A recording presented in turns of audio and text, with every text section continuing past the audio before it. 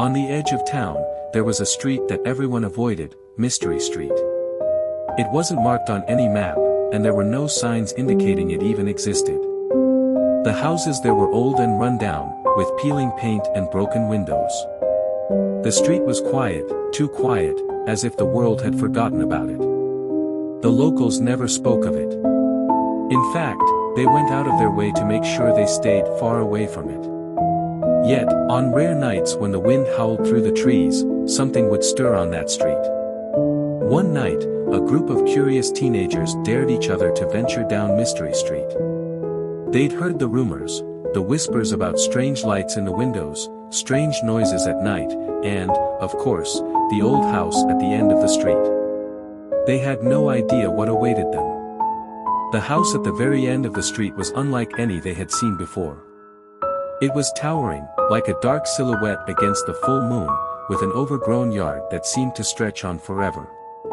The windows were covered in grime, and the door hung ajar, creaking eerily in the breeze.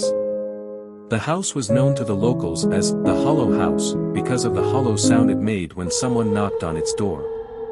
The teens, brave and foolish, approached the house, their laughter echoing in the night.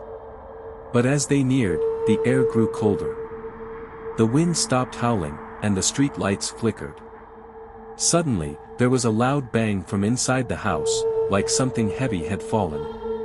One of the teens, a boy named Alex, pushed the door open. The others hesitated but followed. Inside, the house was pitch black, save for the pale glow of the moon filtering through the windows. The air smelled stale, like something had been locked away for years.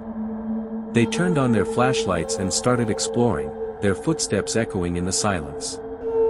It was then that they heard it, a soft whispering, like voices coming from the walls. The whispers were unintelligible, but they were growing louder, closer. The group froze, their hearts pounding. The walls creaked, and the floorboards groaned as if the house itself were alive. Suddenly, one of the girls, Mia, screamed.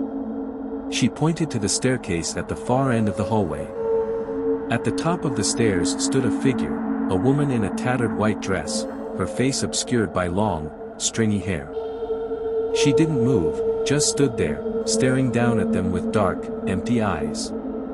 Alex stepped forward, thinking it was some kind of prank. "Hey, are you okay?" he called out, but the woman didn't respond. Her hair seemed to shift unnaturally, almost as though it were alive, creeping along the floor like tendrils. The whispering grew louder, almost deafening now. The air was thick with a strange pressure, as if the house was closing in on them. Alex took another step, and that's when the woman moved. Her head tilted unnaturally, her neck cracking in a way that shouldn't have been possible. The sound was sickening.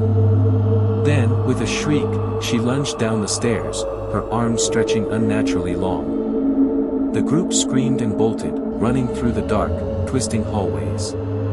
The house seemed to change shape as they ran, doors opening to new rooms that shouldn't have existed.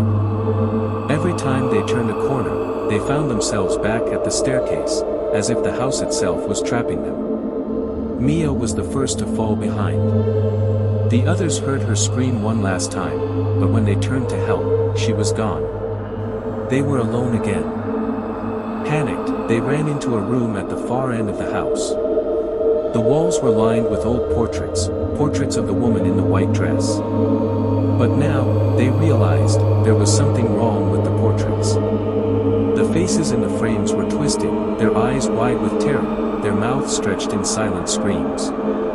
They weren't just pictures. They were trapped souls, their faces forever contorted in fear.